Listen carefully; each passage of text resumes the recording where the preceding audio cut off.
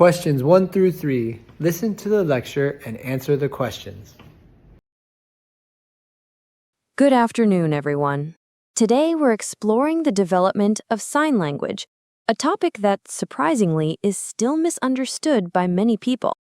Some believe sign language is just a set of hand gestures or a simplified form of communication, used only when speech isn't possible. Others assume it's a modern invention or think it lacks the complexity of spoken languages. But I think differently. Here's why.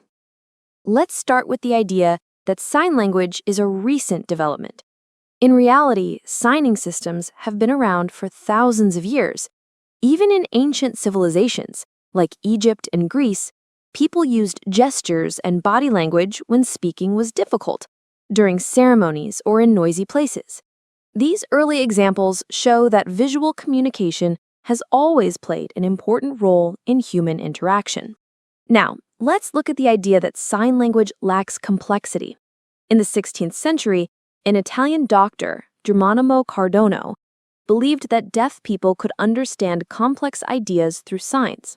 Later, in the 18th century, Charles Michel de L'Épée developed a full system of signs and opened the first public school for deaf children in France. These milestones show that sign language is capable of expressing detailed, abstract thoughts, just like spoken language.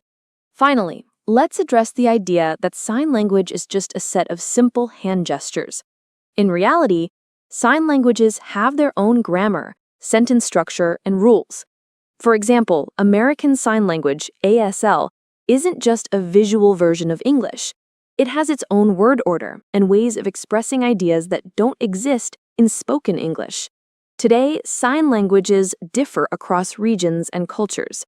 British Sign Language and American Sign Language, for instance, are completely different, even though both countries speak English. This shows that sign language isn't a simplified system. It's a complex, fully developed form of communication. So while sign language may have been misunderstood in the past, its history and development clearly show that it is not a basic or limited system. It is a full, evolving language with its own complexity, variety, and cultural value. Recognizing sign language for what it truly is helps us appreciate the many ways humans find to connect and express themselves.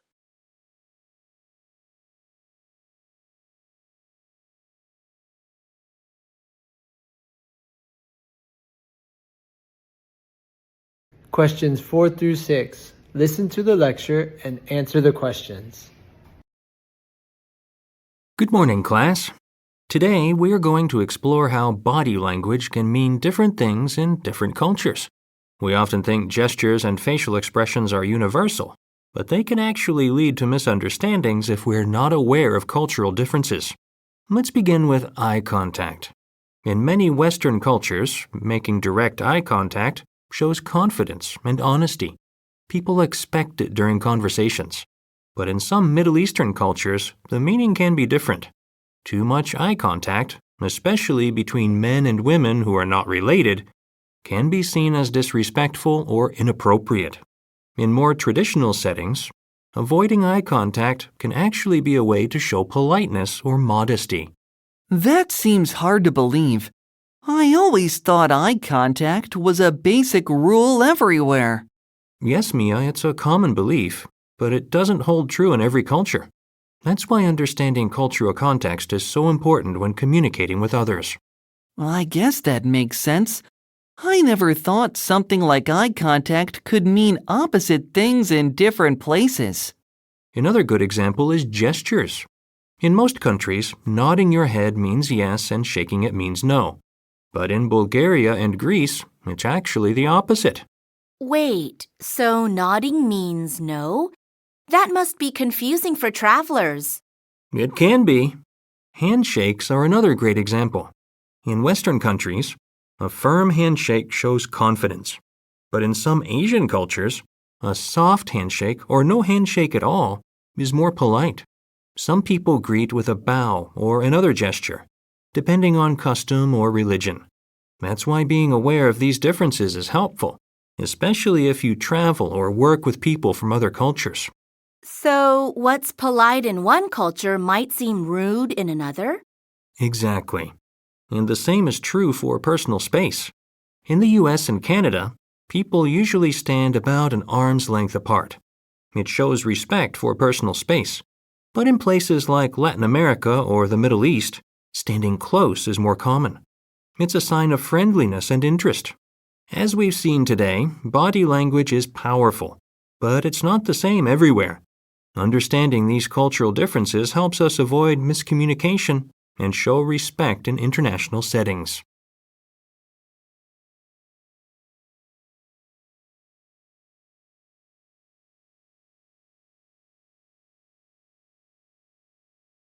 Questions 7 through 10. Listen to the lecture and answer the questions.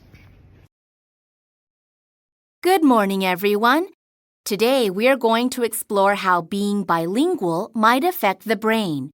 Speaking more than one language isn't just useful for communication. It may also have an impact on how the brain develops and functions over time. According to several studies, bilingualism could bring cognitive benefits at different stages of life. Let's begin with cognitive development. Some research suggests that bilingual individuals may show greater mental flexibility.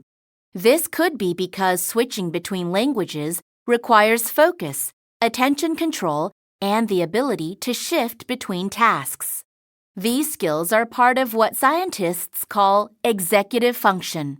For example, a person who speaks both English and Spanish must regularly select the correct grammar and vocabulary for each situation. Researchers believe this mental process may help strengthen the brain's ability to plan, solve problems, and manage daily tasks. Another possible benefit is stronger working memory. Working memory helps us hold and use small amounts of information for a short time, like remembering a phone number or following instructions. Some studies suggest that bilinguals may have better working memory, possibly because they are constantly managing two sets of grammar and vocabulary rules. This ongoing mental activity may improve the brain's ability to organize and process information quickly. Bilingualism may also help keep the brain healthy as we age. According to some researchers, people who speak more than one language tend to show signs of memory loss and other age-related brain conditions later than monolinguals. One explanation is that the regular mental effort of using two languages keeps the brain active. Just like physical exercise helps the body stay strong, this kind of mental exercise may help the brain stay sharp longer. Of course, bilingualism is not without challenges. One small disadvantage is language interference, where words from one language may appear while speaking another. This can slow down word recall. However, many experts agree that the possible cognitive benefits usually outweigh these small difficulties. In conclusion, bilingualism may support brain health in several ways, from improving memory and attention to possibly delaying the effects of aging. While more research is needed to fully understand these effects, many studies suggest that learning and using more than one language can be good for the brain.